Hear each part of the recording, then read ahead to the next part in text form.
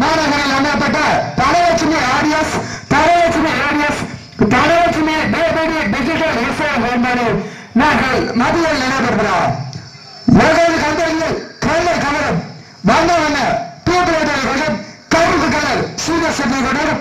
ஓம் star welcome மிளகன் Lakshmi கொடை கொடி மணி வாது இது போன்ற விசேஷங்களுக்கு சிறந்த முறையில்